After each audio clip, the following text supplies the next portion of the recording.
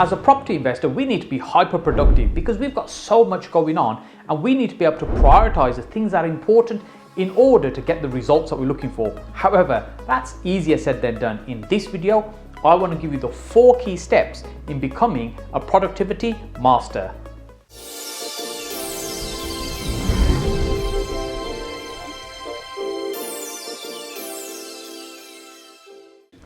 Hey, if you're watching my videos for the first time, my name is Saj Hussain, and on this channel I share with you my 15 years of property investing experience to ultimately help you get further faster in your own property investing journey. Let's just jump straight into step number 1, which is being outcome focused. If you want results, you need to be results orientated, meaning you need to have a clear focus on what it is ultimately that you're trying to achieve.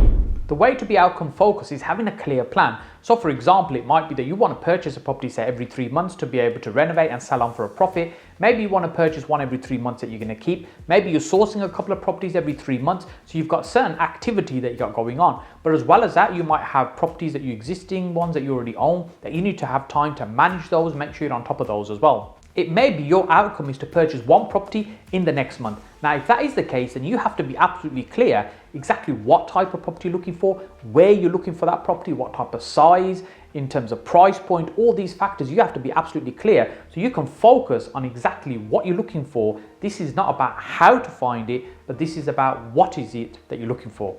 Step 2 is to compartmentalize your time.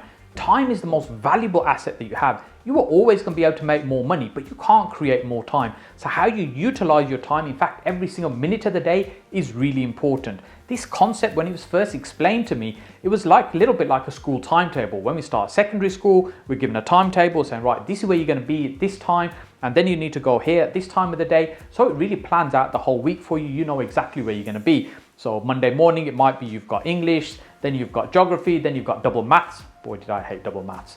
But you know, it laid it all out for you and you knew exactly where you're going to be. So when we take that concept and we apply it to our property business, we've got to think about not only laying the things out that we need to do in the diary to plan it out, but also thinking about which are the things that are more important.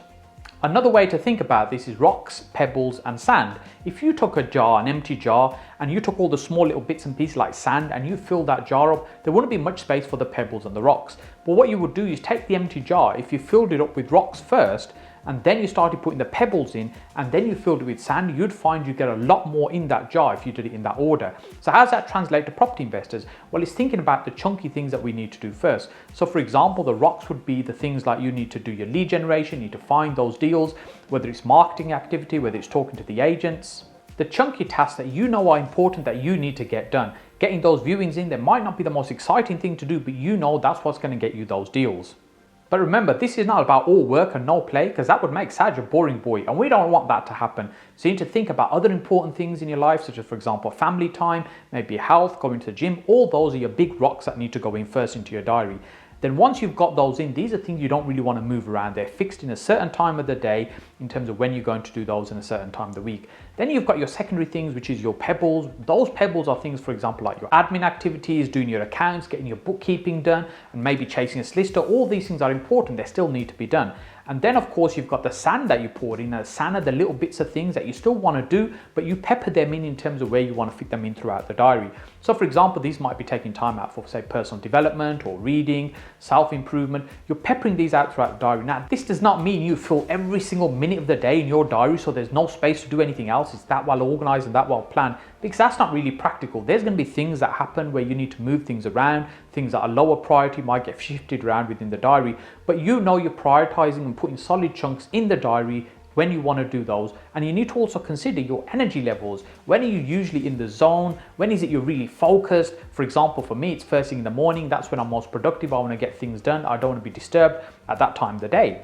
When you understand that about yourselves, what you will do, you'll find the best times of the day to get certain things done. We have to be smart about how we approach this and how much time we allocate in the diary for tasks. There's a thing called Parkinson's law, which the task will expand to fill the time that we've allocated for it if we're not careful.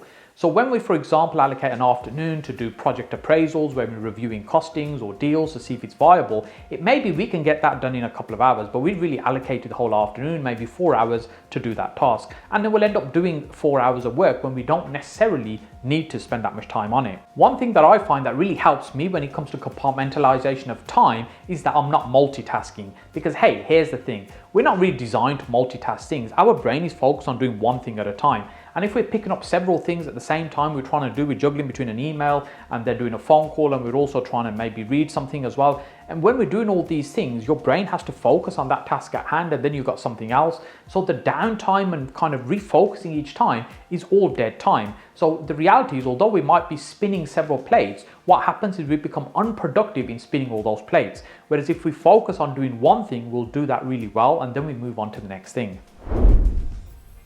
Step number 3 is to prioritize. Prioritizing the time that we have available. People talk about time management. The reality is we can't manage time. There's the same 24 hours a day available to each and every one of us. It's all about how we utilize that time to be as productive as we possibly can. A tool that I have found that has really helped me when it comes to organizing our time and prioritizing things is Eisenhower's decision matrix. Let me explain.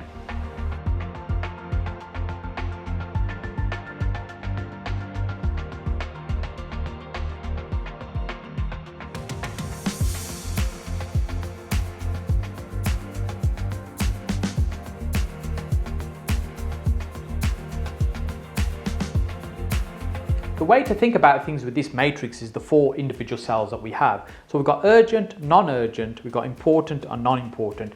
And most of our time, effort and energy really should be focused in this box here, number 1, which are things that are urgent and both important as well. And these are the things that are going to move us more closer to our goals. These are the things that can produce the highest results in terms of our time, effort and energy that we put into something. So when you're preparing that to-do list, which you really should be doing the night before for the following day, so that you can be most effective when you get started next day, because often people start the day and think about, what am I going to do today? I'll start doing my to-do list, or maybe I should check my emails first and maybe respond to a few messages, and then I'll get on with my to-do list. But really, if you plan the list the night before, you can start the day absolutely focused. You know what you need to do and jump straight onto it. And when you're putting things in box 1 for your to-do list, think about, is this activity moving me closer to my goal? The way I tend to think about this is, what's the one thing that's going to make the biggest difference if I get done today? And that's the thing that goes in here at the top of that list for me. So I call this the do box. Then over here in cell number 2, where we've got things that are not urgent but still important that we need to do, this is where we do planning. And really, this is where we should be thinking about working on our business, whereas here we're working in the business. Working on the business is really about taking more strategic views, long-term planning, where is it you're going, all that activity happens here, because let's face it, that's important, but it might not be super urgent right now. So you're making time to get that activity done. In cell number 3, what we do is delegate.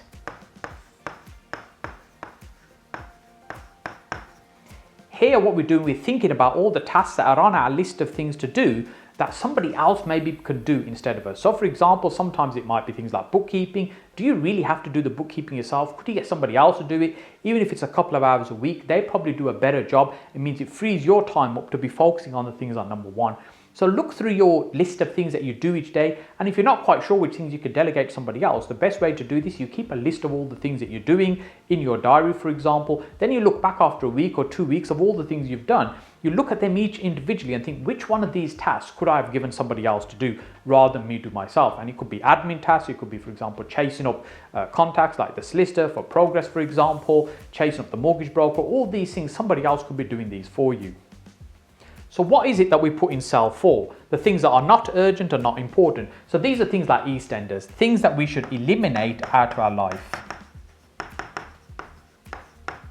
Ultimately, these are things that are not really serving us, they're not really helping us, they're not really important, and they're not urgent either. They sit on our to-do list or they use up our time, but they're really not helping us moving to our goals in any way whatsoever. How I put this into practice is when I'm doing my to-do list the night before for the following day, I just list all the things I need to do. Then I look at the list and I put a letter next to each item on that list. And those letters are A, B, C, D, and E. So all of my A items are super important. They are high priority tasks. They're the things that I need to get done, and I'm not going to be doing anything else until I focus on getting those things done. Those are my A tasks. Then my B tasks are still quite important, but they're not as urgent as my A task, and they're the ones I'll get onto only after I've finished all my A tasks. And the C's and D's are really tasks that are really not that important. I can come back to at a later point, or something I can maybe delegate, D for delegate, see what I've done there, to give it to somebody else so that you don't have to do it. And then of course, E for eliminate, it really should be removed off our list whatsoever. There are things that are on our list that just jump from list to list to list.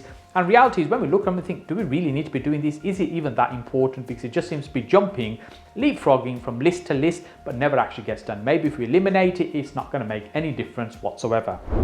The final step, number 4, is to stop procrastinating. Hey, look, we all do it. And if you haven't hit that subscribe button right now, what is it you're waiting for? You're procrastinating. Just hit that subscribe button. You know you're going to get great value on this channel. And just whilst you're doing that, make sure you give that little like button a cuddle as well for me.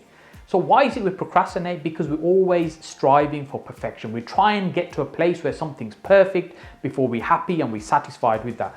My belief is perfection is something that's unattainable. But don't get me wrong, what we should be doing is striving for perfection. We do the best we possibly can to get that result. But we're always going to be able to step back, look back at what we've done, and be able to see, actually, there's room for improvement, something we can do better next time. So what we should be doing is ready, fire, and aim.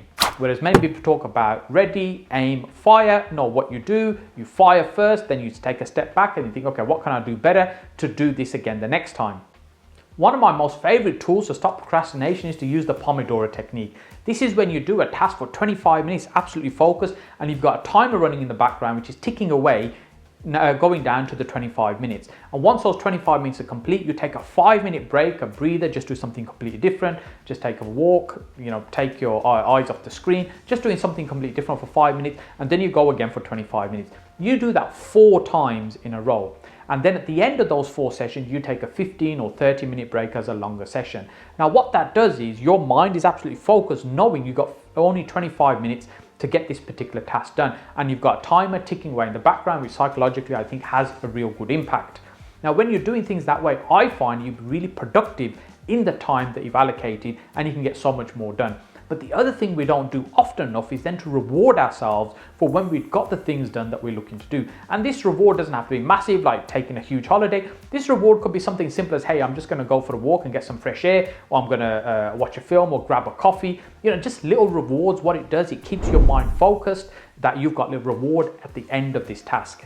I can assure you, and there's no doubt about this, if you implement the 4 steps that I've just been speaking about, your productivity will increase massively. However, you need to create this as a habit, and one of the best ways to do that is to do it consistently for 21 days. People talk about doing something consistently for 21 days creates that habit, which means it will become your norm, and your productivity will simply increase hugely. There's something that I learned from Tony Robbins, which for me has made a massive difference when we talk about productivity in general, and that's we should turn our shoulds into musts. What does that mean? We know we should be following up with those leads that we've got from direct to vendor. We know we should be ringing those agents up for what they've got available. We know we should be appraising those opportunities that are there sitting on our desk. We know what we should be doing. The reality is we don't do those things because they aren't important enough. And Tony Robbins talks about turning those shoulds into musts. We must do them. We must follow up those leads. We must appraise those deals. But how does that happen? Is by making them important enough that we actually get them done. Being productive is absolutely great. However, there's 2 things that you need to be massively successful when it comes to investing in property, and that's deals and money. So the great news is I've got a video lined up over here for you in terms of how to find those deals. And then I've also got another deal down here for you in terms of how to find the money. So make sure you click on my face over here to subscribe to the channel first. Hey, see what I did there? And I look forward to seeing you on one of these videos just now.